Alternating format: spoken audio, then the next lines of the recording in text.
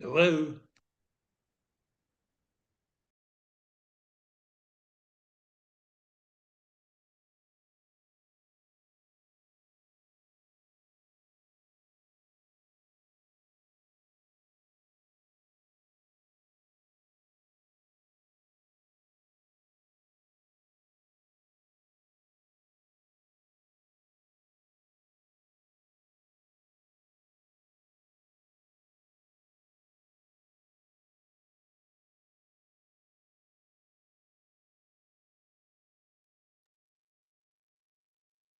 Oh, Hello, Michael, you Martin. are here already.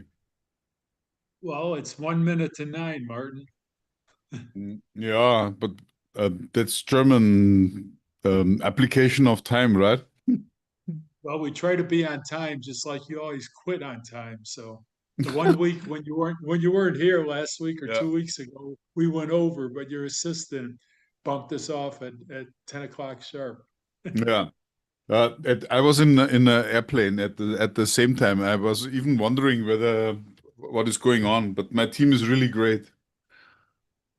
Well, we're more casual about time in the US. We call it fashionably late to be 10 minutes late to a meeting, even in Germany. So Sorry, not here, not here. Hello, Roland. Hello, Rich. Hello, Christoph.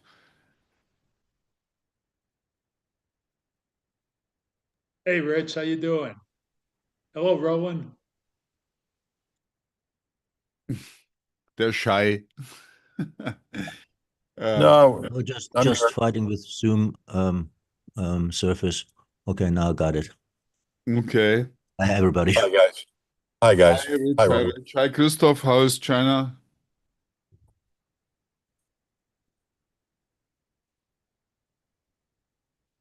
Now, Christoph is shy. Um, I have a I have a lot of new issues to bring to the table today. Um, Okay. Hope they're number challenging.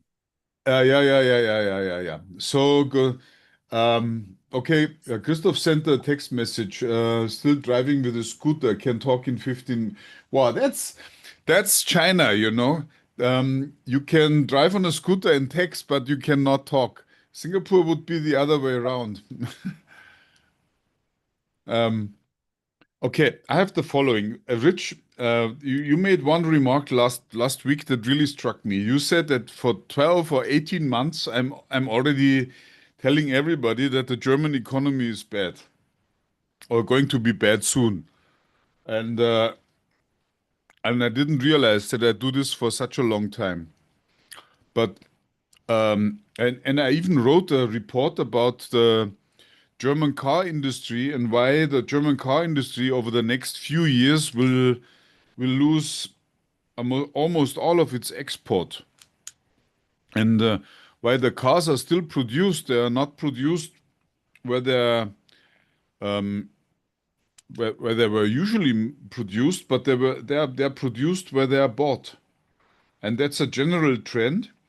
And most of the cars from Germany were not bought in Germany, but they were bought from people outside of Germany, and that's over. It's going to be over, and it's now very visible. And the people in the car industry only realize that now, and that's what I find so surprising, because it should be obvious to everybody, right? That this trend is going. So my guess is, and I renew this all the time, since, as you said, Rich, and I didn't realize it is for such a long time that I'm telling this, that over the next 3 to 5 years, the German car industry will, in German soil car industry will at least half, if not 75%.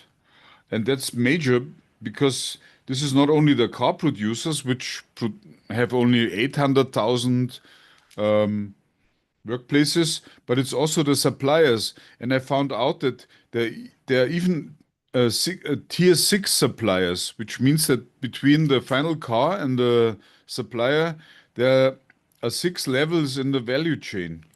And I believe that will create a major change in the German and also worldwide economy because you cannot just shut down the third or fourth biggest economy of the world and remove something like 10 or 15% of the workplaces.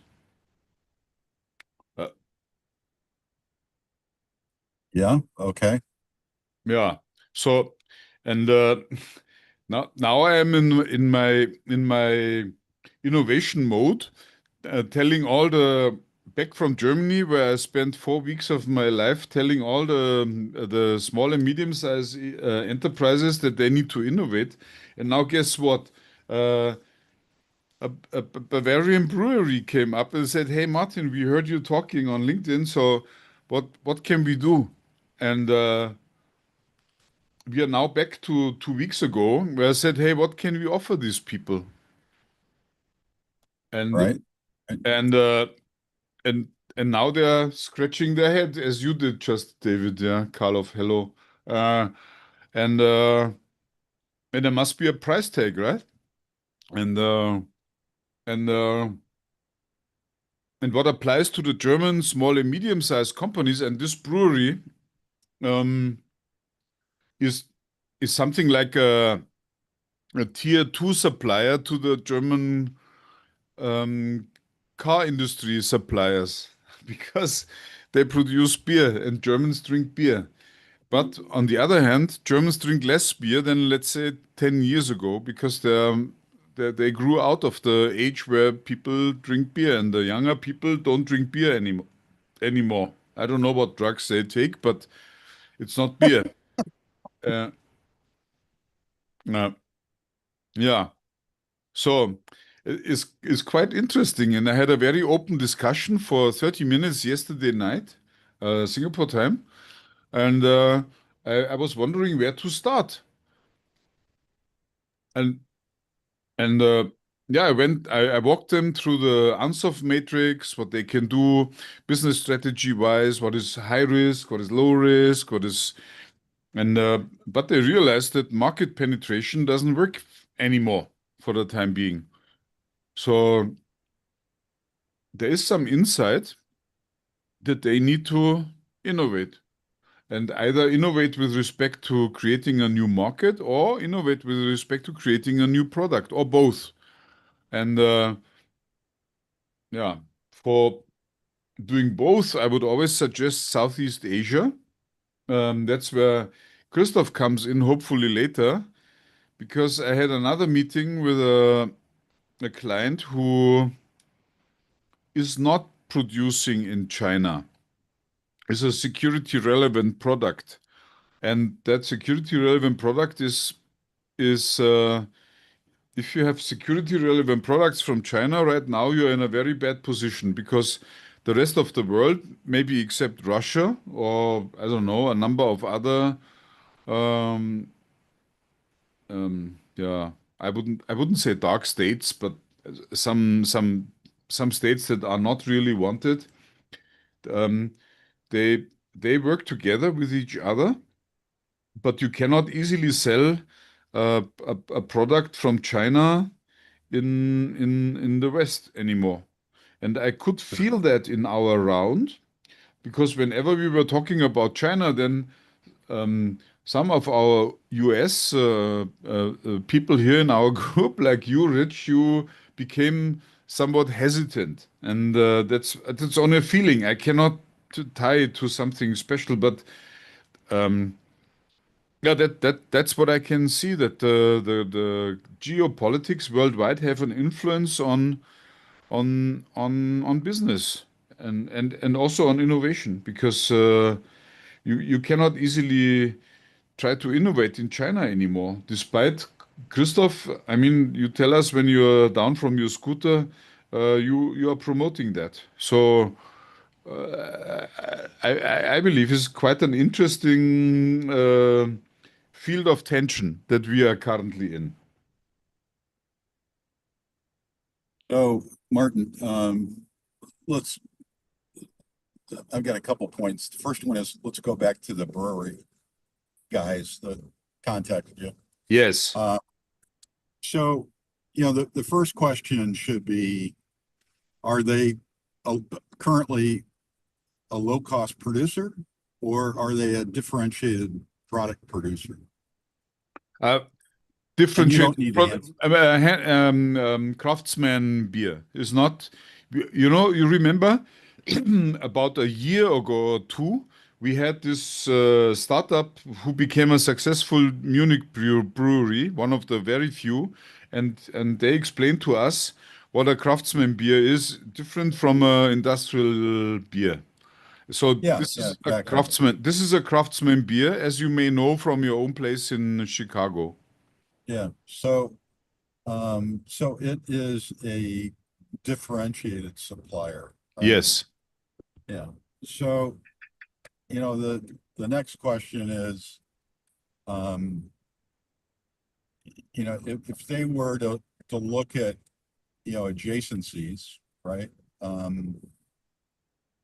What adjacent opportunities are there? But right? that's a so smart remark. You cannot even estimate how valuable that is, Rich.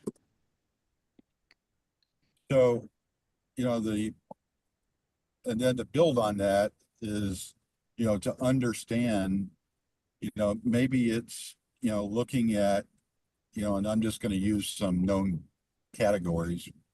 You know, the first category would be, you know, energy drinks.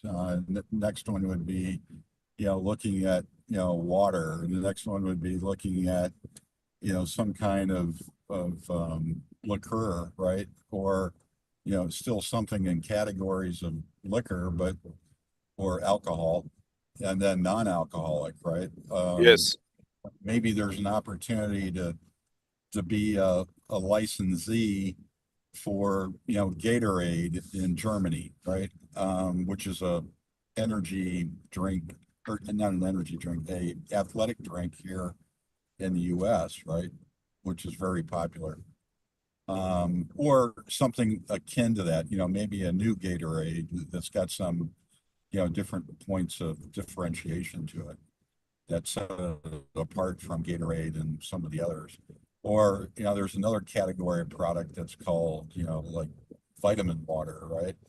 Where they put electrolytes in and some flavoring, and it's high quality water. So, I mean, there's that adjacent strategy, and Yes. that adjacent would be in the Ansoff matrix, it would fall under the, you know, diversification, right? Yes. And, you know, is that, you know, would those products appeal to their current customer base? And, you know, who are their customers currently, right? Are they 20 somethings? Are they Yes. 40 somethings? Or are they 60 somethings, you know, and age, and understanding what that profile of their drinkers are today, right? And understanding, you know, again, this sort of goes back to our talk last week about a diagnostic, right? And that, Yes. and all those questions I just asked are part of that diagnostic, right? Yes. Along with other, you know, facets of the diagnostic of looking at finance and looking at, you know, their manufacturing, and understanding all those different elements and quality control and yada, yada, yada. You know, I mean, we could go on forever in that. Yes. But, Yes. Yes. yeah. Yeah. So that's one thing, right? So here's and hopefully Christoph will dial in, because I want to see if he recognizes this firm in China. When I was doing some research for my biomed company and a biomedical device company, during that time, I did a project with University of Illinois, and I met a young man that was getting his PhD. That was part of the department that I was working with. And during that process, his name was David. You know, he told me, he said, you know, after he gets his PhD, he's going back to China. And he did go back to China. And I'm watching I was flipping through CNBC the other day on my phone, and here he is. He's now the co-founder and CEO of a LiDAR company in China. Wow. And they just just broke 100 million in revenue. They're public, and they have shipped the first company to ship over 1 million LiDAR units, and their markets are automotive and automation robotics. Okay. And they have an office in Palo Alto, California, one in China, two in China, and then one in Stuttgart. Okay. And so they're rocking and rolling. And so, you know, basically they are investing heavily in R&D. And so I sent a message to David, and I haven't heard from him yet, you know, saying, hey, are you guys part of that Little Giants initiative? A good question, right? Because you know now what it is, because Christoph told us several times. Yeah, and the research that I did on it, you know, that's where I discovered it, you know, and happened to be looking at something totally different, going down that rabbit hole, you know, what's this, you know, Little Giants thing, Yes. and understanding it. As far as I You know, understood from Christoph- Christoph, and he will join us later, hopefully, the Little Giant initiative is only one of 3 or 4 initiatives that go into the same direction. And yeah, definitely. and we found out that the current Chinese initiative is as big as the entire German economy, or not economy, but what's the thing, GDP. the hidden champions. Yeah. What the hidden champions do. So the China within 5 years set up what Germany did in only 100 years or so. No, not 100, but 70 or 80 since World War II. And that is what China did with a small initiative over 5 years. And yeah, that's quite amazing. Yes, I agree. And but what of course what worries me a lot is what I see what is going on in the third biggest economy of this world, which is my home country, my father's country, which is Germany. And now after 18 months or so, what you said, Rich, is your feeling, right? You say, yeah, Martin, you're always talking so bad about German economy. But all what I ventilated my warning signs about the German car industry, which I know very well because I was a supplier to General Motors and Opel in Germany. So and I don't see that this is going very well for many reasons. And people always think, that's because the German car industry is so backward. They are not into electric vehicles, but they do their combustion engines and so. But that's not the problem. The problem is that the export is breaking away, and there is no cheap German mass car that others would buy when they look at something of high quality but for a reasonable price to get into, to get something driving around, not necessarily fancy, but at least reliable and of good quality. And such a car doesn't exist anymore for a price below 30,000 euros. I just 1 week ago I saw an article about Toyota, and they are planning to build an electric vehicle for a base price of $15,000, 15,000. And I double checked, and there is no German car, almost no German car for a price of below 30,000 US dollars or euros even, which is more than US dollars. And that is what worries me, because the problem is not losing the leadership in electric cars, because there would always be people who buy combustion engine cars only. I can tell you from our neighbor country in Singapore, which is Malaysia, they would not buy electric cars, because in Malaysia you never know whether the charging station works or not, but you always find 20 liters of petrol to put into your car. So I believe there's always a market for in combustion engine cars, but the German combustion engine cars, even the most simple ones, are so expensive that they are considered to be a luxury car in all those second and third world countries. So that is what bothers me. And China, I don't know what they're doing, but Christoph, once you are done with your scooter tour, maybe you can come in. But the others also, what do you think about this? Is this the right list of priorities that I mentioned here, or would you suggest something else? I want to jump in on, you guys started mentioning alcoholic beverages and diversification. Ah. Last night I got to see one. It's an adult juice box. And here's the fun thing that they said about it.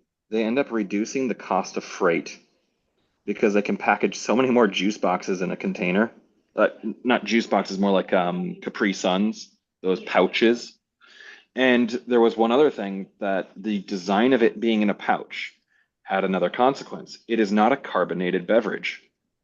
And so because it's not a carbonated beverage, those that deal with acid reflux or end up burping or having some kind of issue from carbonation, being too acidic to them, they don't have that.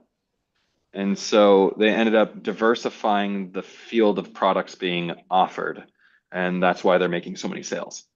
Solving the problem of reflux when you drink some drink. And I don't know if that was the intention, but they did kind of enjoy. I think the idea sprouted from, well, but why can't I have a Capri Sun that's alcoholic? And so it was a side consequence, but another marketing benefit. Okay, yeah, we should. Well, hey, Joe, Michael here. So wine in a box, it came out 20 years ago, right? And some of it, there's black box. So Woodbridge, I forgot the brands. I'm not a wine drinker, but I think they're single serve wine. And on Shark Tank, O'Leary had a plastic goblet that was disposable. And you basically paid $2 for a glass of wine that was in the disposable. But again, I think it's in a pouch now. There's single serve. It's about $2 in a box that's in a pouch. And it plays off of the wine in a box that's more like 1.5 liters. So the flexible packaging in alcoholic beverages is kind of new on the market. You won't get beer that way. You won't get hard liquor that way. But wine in a box has been a supermarket staple now for about 20 years. And it's gone to single serve. And I want to jump on Martin's comment. Martin, I guess I'd caution you to try and compare the beer industry in Germany with the automotive industry. I want to talk about automotive for a second here.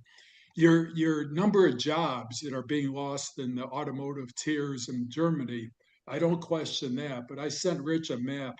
You have to take the globalization. So many German car producers, I think you said BMWs are made in Alabama now. So I don't know if Volkswagen Wolfsburg is going to stay around and export. But it's hard to generalize. If your concern is more about the workers on the assembly line at Singlefingen or Ingolstadt or whatever, or Wolfsburg, that's probably because they're too expensive.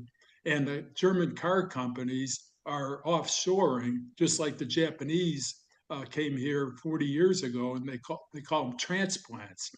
So when you say the German industry is declining, exports are declining, you have to overlay on that the globalization or glocalization. And again, BMW in the Southeast, and I don't know how many others. I don't know if Mercedes M class SUVs are made in the Southeast along with BMWs. But so I don't think the German car industry is declining. What's happening is to save on cost, they're getting closer to the country where the customer is. And now with tariffs, it's even more dramatic, right? Volkswagen and Wolfsburg won't be exporting as many Tiguan's to the US if our orange man Trump lays a 20 or 30% tariff on cars that are actually made in Germany and Wolfsburg and are sold in Volkswagen dealers here in Chicago. So you're generalizing. I'm with you 100% on the German labor rates and the craft union and the history.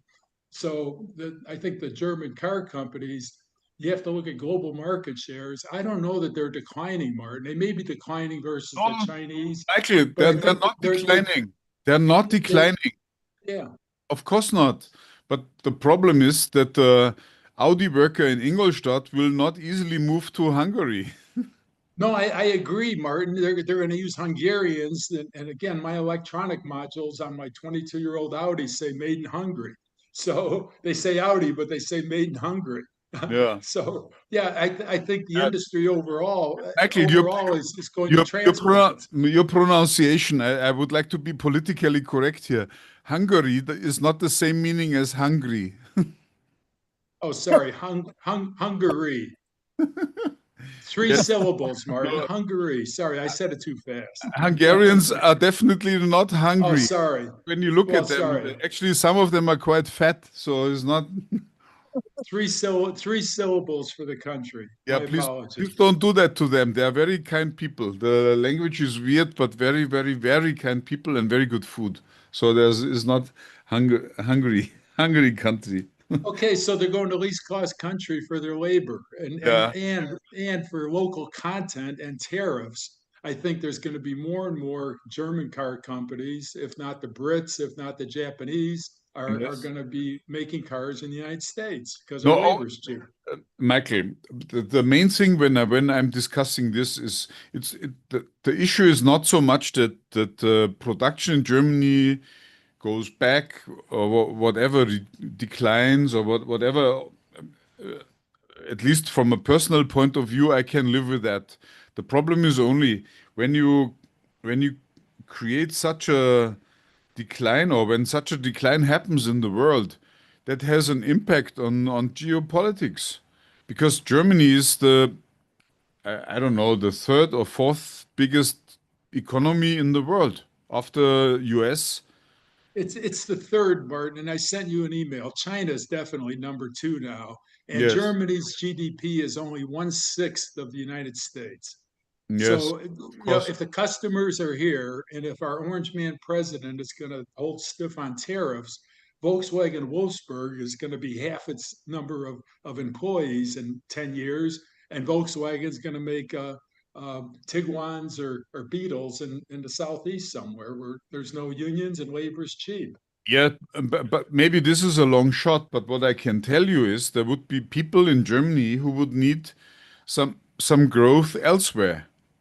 And that's where we are coming from. We are not here for lamenting about the economy is declining, but what should the people do that currently run tier 5 or tier 4 or tier 6 car supplier in Germany, and they're too So, small? Martin, it's David. I have a solution that's easy to say but hard to do, but perhaps you can build it to be something more useful, Okay. which is that there are, I think, certain areas that have unlimited potential for creating jobs in communities in Germany, in America, in many other places. And let me name a couple of them: clean tech, education, delivery of medical services, honest news, and better politics.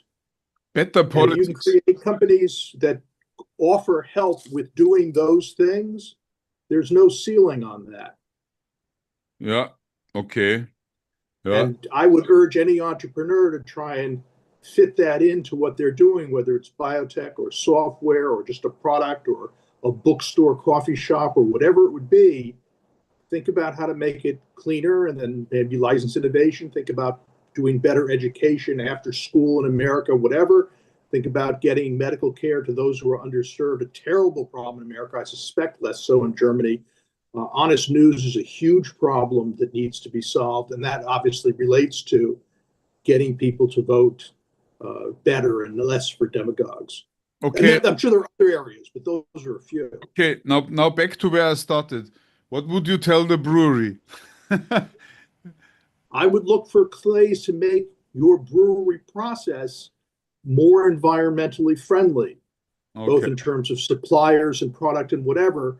And then within those innovations, look to license it out, perhaps create standards or otherwise, like the CD-ROM standard and so on, so that you both have a differentiation as you keep pioneering new, better steps of clean tech, and the rest of the industry can follow behind you, so you're influencing all of society.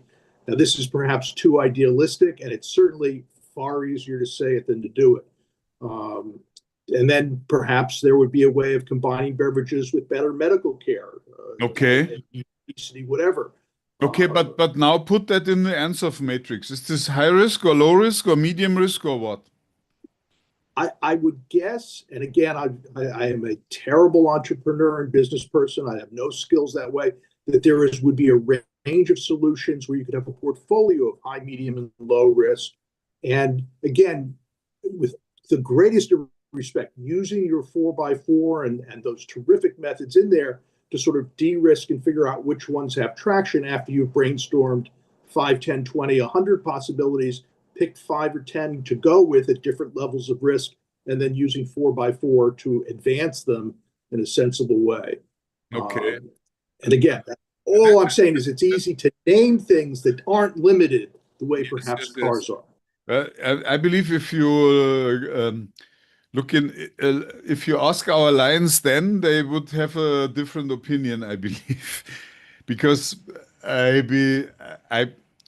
Rich and Roland and Michael and Joe, what would you say? Is this low risk or high risk, or what would, I don't know. David, your big four are very different than people working in the car industry in Germany. Martin used the idea of, well, they bring their toolbox and move to the United States to put together BMWs. And the answer is probably not. Your big four, you and I spoke, I think, weeks ago, David, and they're very different than brewing. If I look at two big breweries, I've done some diversification. Coors got into ceramics. Why? Because breweries use ceramic vessels. So Coors Ceramics is a big diversification. And Busch, by the way, Budweiser, they got into entertainment. There's Busch Stadium. So I don't know, their profitability on selling sports tickets at Busch Stadium could be better than selling trucks full of beer. The other difference, Martin, I'd caution you, I think beer, a lot of beverages have to be made to where they're consumed. The transportation cost is very expensive. So, you know, you can get Guinness that's brewed in Scotland or England. You can get, it's expensive. And you get German beer in supermarkets in the US. But I think some of the German breweries transplanted here because you've got to be closer to your customer. But I think, you know, in automotive, there's many, many synergistic and concentric diversification opportunities. I point out Bosch. Bosch had the same issue in Germany that you're talking about as a supplier to Volkswagen for components. What did they do? They got into power tools, they got into appliances big time, they got into HVAC. And those industries are metalworking, they're electromechanical, they might not be combustion engines, but you know, if cars are going to hybrids, I agree the engine's going to be around. So Bosch diversified, and they're a good example for your tier 6 companies to look at the tier 6 suppliers to Volkswagen, and Bosch is tier 1. But in tier 2, 3, 4, 5, 6, all these smaller companies in Germany should follow the example and maybe get into power tools, get into things that are mechanical, that are similar to cars. Your German craftspeople with their toolboxes might have to move 100 miles, but they won't have to move to the United States to put together BMWs in Alabama. Yeah, but back to David's suggestion. So, David, you're more focused. Martin, Yes, go ahead, Martin. Rich. You know, what David is suggesting is, in my opinion, is more of, you know, gaining process efficiencies, right? And that's something that if you were to suggest that to a German company, they would just laugh because they're already doing that, right? I mean, they're going to be tweaking that process all the time to get, you know, a 0.5%, 1% gains, you know, 2% gains. Yes. Across, you know, every year. I mean, that's just the way they operate. So that's not a solution. That's not a way to grow. You know, that's optimizing only, right? That's squeezing out the last bit of the toothpaste. Yeah, exactly. And, you know, so that's not a growth strategy, and that's not a growth opportunity. Yes. You know, that's just a, you know, just business as usual, in my opinion. it- I would that- actually bring in a more radical question for this brewery. Sorry if I can interrupt, because for this Bavarian brewery, right? You said they're in Bavaria. I would ask them the question: what is their exit strategy? Do they want to sell within 5 years, or do they want to keep it as a family business for the next 20 years? Christoph, Because it come really on. depends on It's a your rhetorical question. So No, it's a serious question, because answer in the yourself. beer, Come on. This is 100 people company, and they run the entire town, and they're there for generations, not 4 or 5 generations. that is all fine, but in the beer brewing industry, it is how to make beer is basically making a soup, right? You create a recipe, you have a big boiler, you create a soup, you let it cool down, you sell it. It's a very fast turnaround business. But if you say like, oh, we want a new growth market, we think about diversification, we want to go Asia, we want to go North American markets. It's not really the goal. So the idea could be better to say like, okay, I want to sell it within the next 5 years to the Dutch, to A&B, and or to Budweiser, and that is my exit strategy, and then I do something else. But to get there, of course you want to make your business very juicy. So then you can think about how can I make my business better for sale? So do I come up with new recipes, or do I create a better community that people like? Do I go into non-alcoholic beverages? Do I go into similar brewing beverages like kombucha or something similar? Or if I say like, no, I want traditional, I want to have this brewery for the next 50 to 60 years, then I focus on my local market. Actually, Okay, I'll Think jump in about with my a local solution. community. go ahead.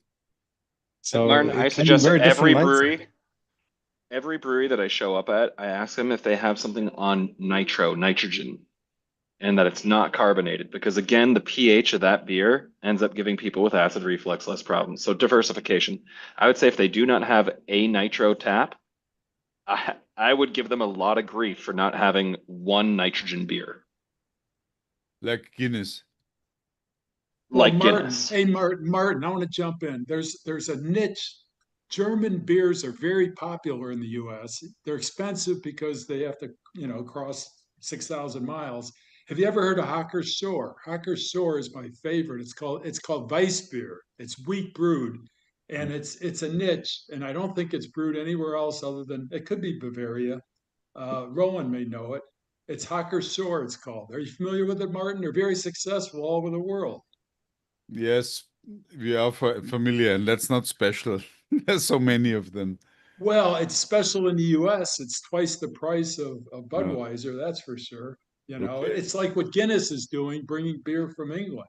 Okay, good suggestion. I can tell you, just selling this is not a specialty beer, is a commodity, and yes, this has been exploited for more than 40 years already. This is really how to say, flat now. Well, in Germany, it's probably as cheap as bottled water or soda pop, but anywhere else in the world, it's considered import German specialty. Yes, Just like Guinness from England. There are many of them, and the US is even a market. But I'm in Singapore, which is only 5 million people, and all those beers are also sold in Singapore. So, and Singapore is really a small market as compared with the US.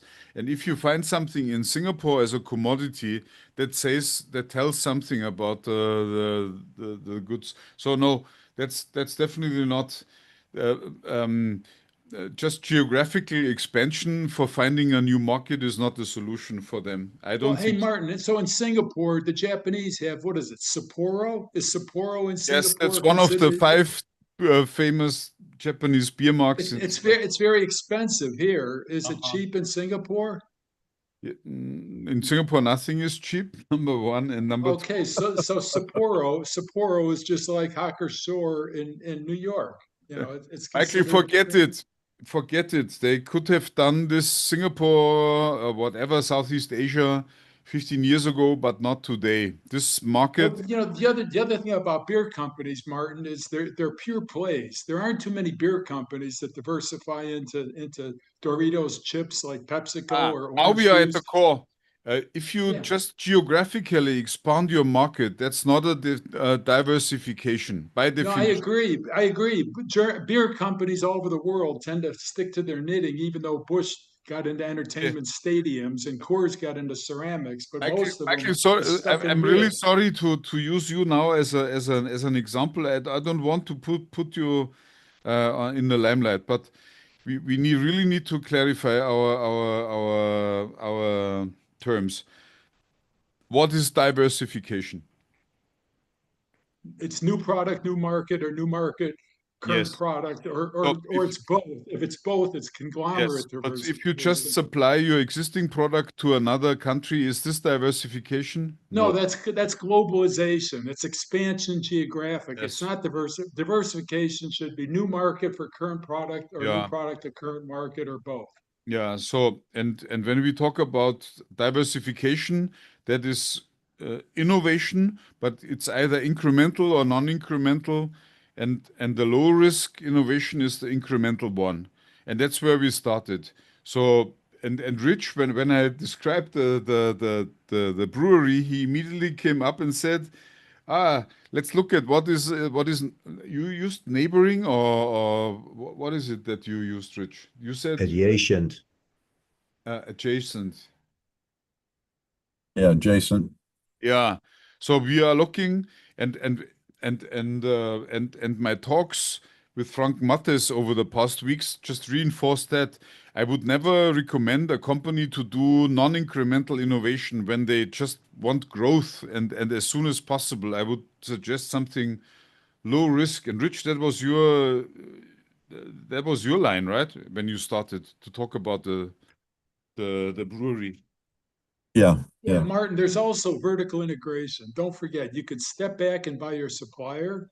You could step forward and buy your distributor. So that's in a way diversification, but it's really stick to your knitting. It's called vertical integration. Horizontal integration is interesting because if you're making wire harnesses, you might also get into the connector that goes on the wire harness. It's still a wire harness, but you're horizontal. You're doing more for the same application. Yeah, it doesn't help them. I believe the best is really to look at what do we know already and what can we innovate in order to solve a new problem that we identify with what we have already on board. And then try to find out what are people willing to pay for. So Martin, Yes. there's yet another potential strategy here. And that is that, you know, it's for them to take a step back and to look at the startup industries and the startup companies and look for a company that has a beverage that has market potential, right? Yes. And potentially either do a joint venture with them, Yes. or to do a licensing program with them, or to do, you know, basically acquire them, right? And you know, the startup approach is really interesting because, you know, typically the valuations are low, because there's high risk, right? So they need to do, you know, a deep dive in market intelligence and understand the potential for that startup. Yes. And if there's, you know, if the startup is an incubator and has already some investors that are in it, and they've got a business plan that's, you know, pretty well documented, and they're working on the formulation, and, you know, they understand who the customers are and the problems they're solving. Okay. There's some value there, right? Of course. And you're also acquiring a team, you know, that can lead that venture, right? So now you're taking, you know, my the approach of, you know, Frank, right? basically the new and the now, right? Yes. And basically combining that to, create a new company and a new brand, right? That would be, something that would give them not only growth, but, potentially even diversification if it's non-alcoholic, right? Yes, yes, but that brings me to the core problem, the bridge. Yeah, well, the bridge is basically, and the thing about a startup approach is that the startup approach would allow you to take the opportunity to understand that market and that need, and while they still are making money, hopefully, right? And basically look at this and say, okay, we can bring this to market, at least a partial market launch, in the next 6 months, a year and a Yes. half. Yes. Hey, Rich, And Rich, you said something very. And that's the bridge. Yeah, but Rich, you said something very important. The beverage industry is very, very sophisticated by segmentation. So PepsiCo got into vitamin water. That was a startup. Who in the hell would want water that's twice expensive as bottled water? And PepsiCo tried vitamin water. But if you segment the market, alcohol Yeah. versus non-alcohol, Push the and then another dimension is segmented in beverages away from home versus beverages sold in a supermarket. So vending machine beverages, if a brewery in Germany is trying to diversify, I would say like breweries all over the world, for some reason, they're stuck.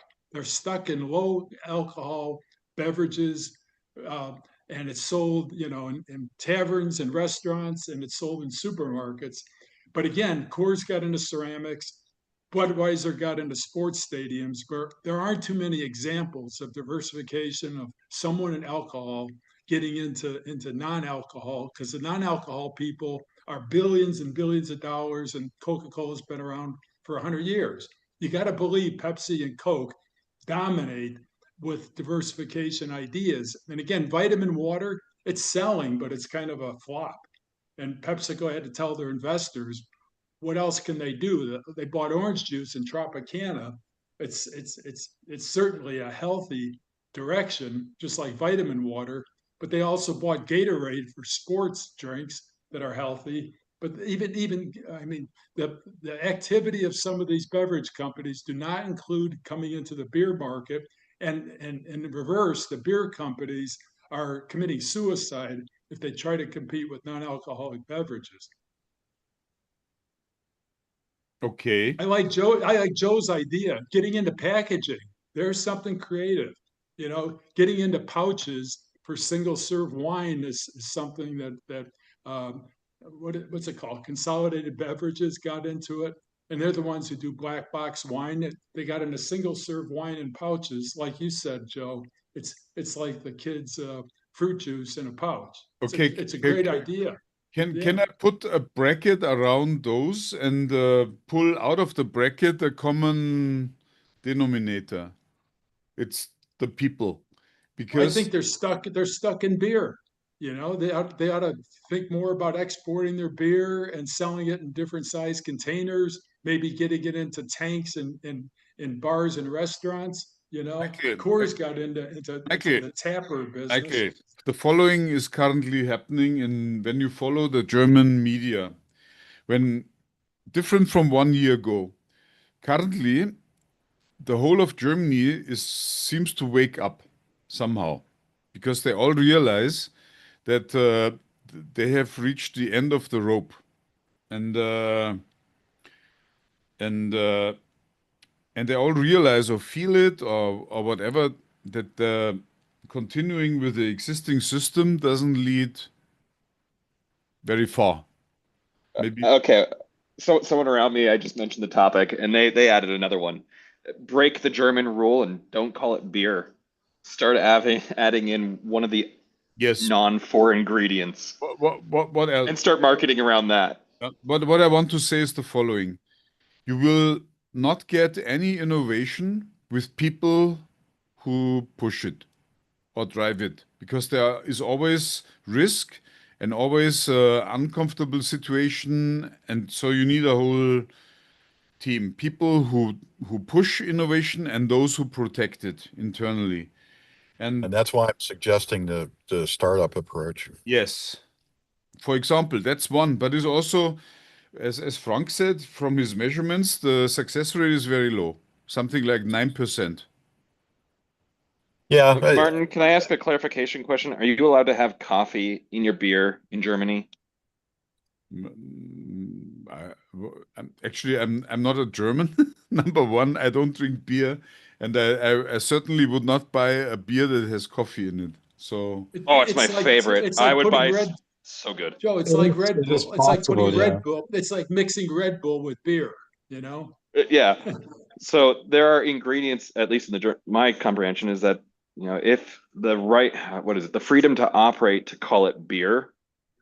But Joe, there was malt But there's liquor. other products that America would call 50 beer. 50 years ago, malt liquor came along and it's 12% instead of 6%. And they sold in little cans and it was a big hit. It was called malt liquor. It's a cross between hard liquor and beer with 12% alcohol like wine. Called malt So liquor. they're only going to have the same demand for the same volume of liquid to be consumed, but that doesn't mean that people wouldn't pay more to consume a different flavor of that liquid at different volumes. people, innovation is all about finding a problem that is worth investing time to solve it. Isn't it? and that's Martin, why I'm Martin, suggesting Martin, the it's startup. supply side. It could be supply side, Martin. Malt liquor, they didn't go to customers. The customers didn't invent malt liquor. The beer company invented it as a diversification. But And I it would was- like it to was- go back to what Rich brought up, and he said, why don't you look at the startup scene, right? And then is a bit like choosing from a supplier. What you find out what are the different, either you come from the offer side, which means you look at the startups, you look at what they do and what they suggested, what problem they try to solve, or you look at a specific problem that you try to solve, and then you go through the databases finding out what startups are out there that try to solve a problem that I would like to have in my business strategy, right? Rich, this is what you wanted to say. That's correct. Yes. So I believe that's a good approach. And it's the most direct one. Instead of trying out adding features and features and features and features, and then using my 4x4 to find out what the market likes or not, the better thing would be to start right away strategically by looking at what are the problems that we want to solve. And Again, though, Martin, that's the demand side. On supply side, if you look at McDonald's doing the Egg McMuffin, okay, there's shared demand and derived demand. If you ask the question, what do people eat or drink along with beer? That's the shared demand, derived demand, just like McDonald's getting into breakfast because they knew that people came for dinner and lunch. So they offered the Egg McMuffin. A customer for hamburgers didn't go to McDonald's and say, I want breakfast. It wasn't to solve the problem of the customer. It was supply side push, just like jet engines on airplanes. So tell your beer company, look at other things that people do while they're having a beer. And again, PepsiCo got into Frito-Lay corn chips because people like salty chips while they're drinking their sugary Pepsi-Cola. That's called shared demand and derived demand. That's different than vertical integration, but it is diversification. But it's new product to the current customer who's sitting there consuming a beverage. Think of it that way. What else do these people do? Maybe they smoke a cigar. Maybe your Bavarian beer company has a lot of customers who also have a cigar with their beer. I don't know.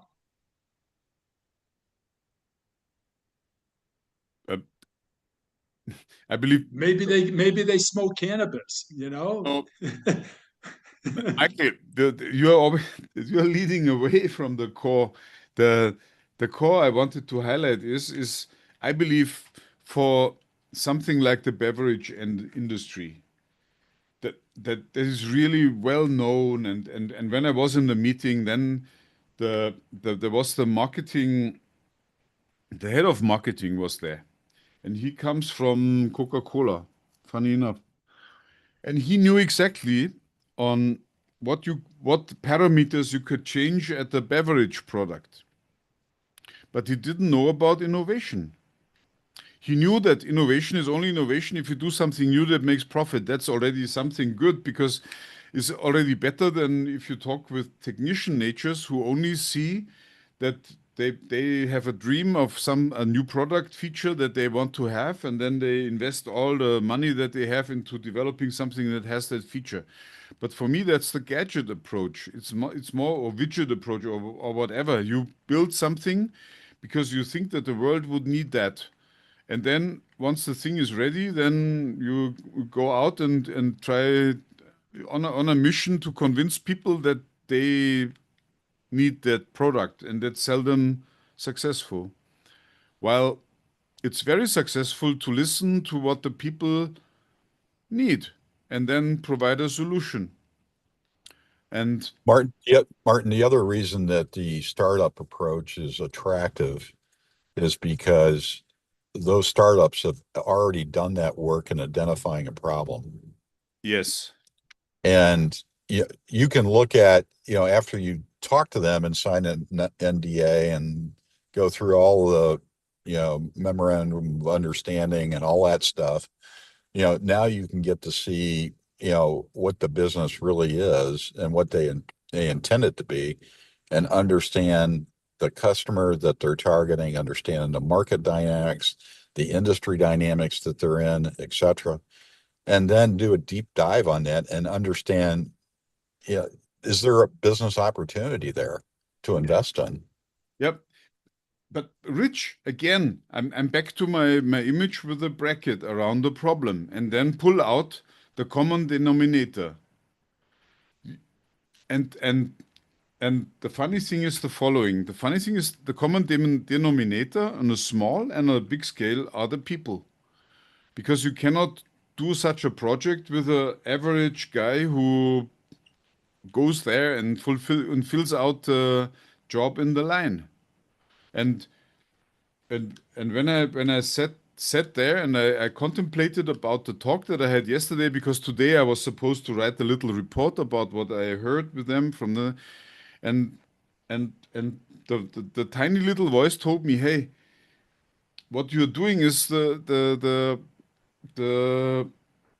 commando approach to, how innovation is done, and from outside you can tell the company how to innovate, and no, I believe the first step would be to identify people inside the company who can initiate that add-on, and if with the help of a startup or without, I don't know yet, but without someone, and that goes to the heart of your transfer innovation strategy, Rich. Do you think that you can do a transfer innovation without having a smart guy inside the company who knows all the structures and the shortcuts and the long ways and the people and that's only one of four aspects. The other one is must know the market, must know the available technology to use it to the most extent, and shouldn't be the first step to look inside the company to find out where are those people who are able to bring that innovation in or create it or whatever. And when I look at No, I disagree. Okay, go ahead. I think the approach would be to go to that brewery company and suggest to them that, hey, we have a potential path forward for you, right? And that path forward is to, we'll do a deep dive on the beverage companies that are there in the startup space, and understand what, they're proposing the solution that they're solving a problem on, and understand who their customers are in the markets. And once you identify 2 or 3 of those companies that could be potential, Yes. then you want to understand, okay, who in the organization could be on the team to take that and go to the next step. Okay. along with the startup team, right? And those guys, the 2 or 3 guys from internally in that company would need to know the processes. They would need to know the dynamics of the people. And you can't look at it as, you know, the people are the problem. Because if that's the case, you might as well just sell the company now. No, I'm not talking about the people are the problem. I'm talking about who is the guy who would then bring in that identified innovation and make it work. Well, you know, you just mentioned this. Contractor. The guy that's there is, you know, an ex-Coke guy, right? So he's going to be integral into the process. Yeah, hey, Rich, I just pulled up, Coca-Cola has 200 brands, and some of these are new innovations, Martin.